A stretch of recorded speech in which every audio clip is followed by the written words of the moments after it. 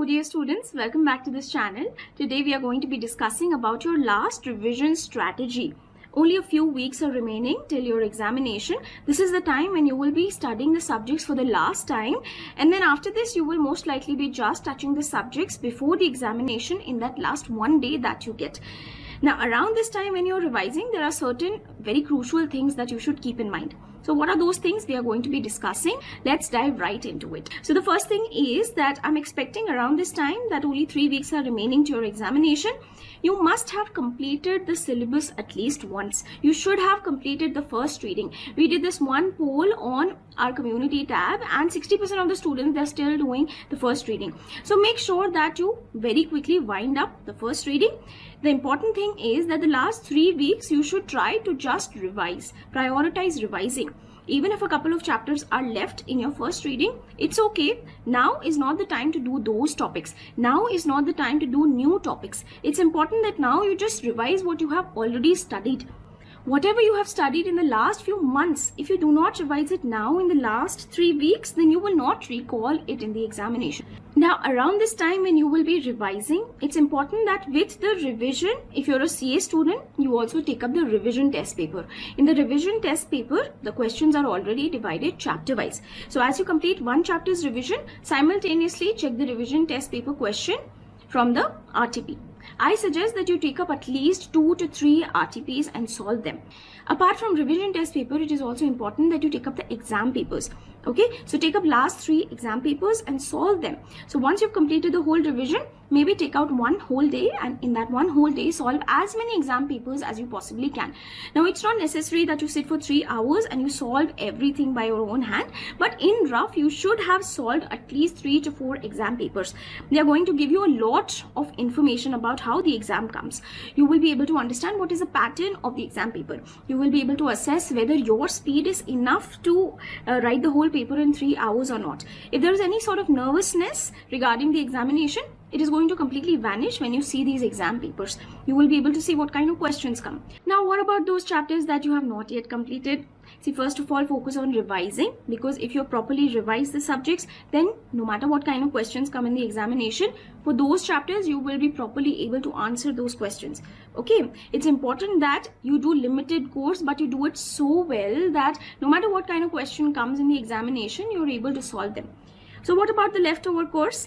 For the leftover chapters, if after revising everything else and after doing the exam papers and RTPs, if there is any more time left, then you can do those chapters. Otherwise, try just doing the exam questions relating to those chapters that are left out, or maybe just see some sort of summary notes. Okay, basically something is better than nothing, but make sure that you prioritize revision of the chapters that you've already completed over completion of the syllabus, because we are in the last stage of our preparation. At this time, whatever you have prepared so far, we need to strengthen it. The next very crucial tip is that around this time, you have to be going with very strict deadlines. So let's say you have 21 days, 22 days remaining till your examination, and let's say you have 4 subjects. So you can divide it into 5 days per subject. If on the other hand, you have 8 subjects, then make it 2.5 days, 2.5 days or 3 days per subject. And then you have to somehow finish your entire revision of that chapter in those 3 days only. You cannot cross these deadlines because we no longer have any time to play with, right? So within these 3 days only, you have to complete the revision. So now how will you complete this huge syllabus in 3 to 4 days? You will have to calculate the number of chapters, and then you basically have to divide it by the number of days. So if you have 12 chapters and you got to do in 3 days, that means basically every day you got to do 4 chapters. Now if in one day you got to do 4 chapters, then let's say you're studying for 12 hours, that basically means in 3 hours you got to do 1 chapter. So roughly make that kind of deadline for you to complete every single chapter, and then abide by that kind of deadline, and then finish whatever possible in those 3 days. Don't extend the timeline. Okay, also what is going to be the sequence for your revision? So first of all, prioritize the A category chapters that are most crucial, that will always come in the examination for the highest marks. Focus on those chapters first, then the B category chapters, and then the C category chapters. For every subject, you should know what is the A, B, C category chapters, and then flow in that order only. That way, even if less time is left, and even if some chapters will be left over, at least you will properly do the A and B category chapters. Now, in what order should you revise the subjects? Well, see, you should revise it in the reverse order. The last 5 to 10 days you have to give to the first subject that is going to be coming in your exam. So then accordingly, you will have to do the last paper first, revise it in 3 days, and then the second last paper, and then the second to second last paper, and accordingly you will have to go in reverse order, so that by the time you complete all the other papers, you're left with only one paper, and that paper's exam is just around the corner. So before the examination, you will get exactly 3 to 4 days, and those days you can properly utilize for your first paper. Versus if you do the first paper now, then later on you might not have time to revise it again, or you might have less time. So we want to avoid that kind of mistake. Next crucial tip is that what should you be studying exactly around this time? So if it's a theory subject, then you have to read everything, all the provisions you have to read. If you have prepared any sort of summary notes, then revise those summary notes. If you have not prepared summary notes, then from the base book that you have studied, you got to study every topic. The main things that you have underlined, the main provisions that you have underlined, you got to revise them again. Alright, now if time allows, then do the active recall technique also. That means just see the topic, put your hand on it and try to recall what is there in that topic. Okay, however, if suppose time does not allow it, then also just quickly read everything, brush off every single topic, whether you recall it or not, but at least revise everything. Right? Apart from that, from your study material, there may be some questions that were difficult that you might have marked. Please revise them again. Okay, and with that, of course, do the RTP and the exam papers. Okay, now in the practical subjects, for every single chapter, there's going to be some theory. Please revise that theory, see every single formula, see every single performer statements that you have to prepare, see every single kind of question that is going to come in the examination. And also around this time, for every chapter, solve 1 or 2 big questions in your own hand. That is going to give you like a quick practice of solving those questions. It will help you boost your speed in the examination, right? And of course, apart from that, make sure from the study material also, if there are some important questions, you revise them, you do the revision test paper, you do the exam papers, right? So that is what you got to do in the last revision. Next extremely crucial tip is that in this last revision time, you got to prepare for that next 1.5 day that you are going to get before the examination to revise this whole course. Okay, so in that last 1.5 day, you will just get 12 to 20 hours. So basically for every chapter, you will just have 30 minutes to 1 hour to complete that chapter. Okay, now you're taking 3 hours to 4 hours to complete one chapter.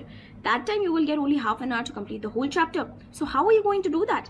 You got to prepare for that. So that means you got to mark everything that you will study in that day, in that half an hour to complete this one chapter. So now when you're revising, make sure you're doing enough proper markings in your own chapter. So this is important topic, this is important topic, this question came in the exam, this is important, right? These are the main provisions, etc. All of that you got to keep marking, so that it's easy for you to revise in that last 1.5 day. Next question you might be having is, how many subjects should you be studying in a day? See, generally speaking, because you're revising things now, they might get a little monotonous or a little boring because you've already studied these topics. Alright, so in that case, make sure that in one day, at least you're doing 2 to 3 subjects.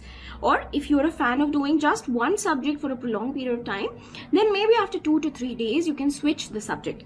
For me personally, that's what I used to do. I used to study one subject for 2 days completely, and then after that I would switch to another subject. So generally I would combine a theory subject with a practical subject, and that's how I would go. The important thing is that the moment you start reaching saturation point, the moment you start feeling that you're not able to concentrate much in this subject, you're starting to hate that subject, you're getting bored in that subject because you've studied it so much for so long, just before that exhaustion level, the moment you start seeing that your productivity is dropping in that one subject, please switch the subject. That is going to keep your consistency going. That is going to keep your productivity levels at good par. Next important thing is that you got to realize the importance of this time. This is the last lap of the race, and around in this time there is going to be many students who will just lose their confidence. They're going to give up in their mind, and they're going to start thinking that they are not going to pass the exam.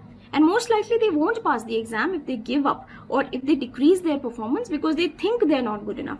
Versus there are going to be many students who might not have studied that well in the last few months, but around this time they will buckle up. Instead of studying for 10 hours, they'll start studying for 15 hours, 16 hours. And these students who will bounce back around this time, they will make it in the examination, they will pass in the exam.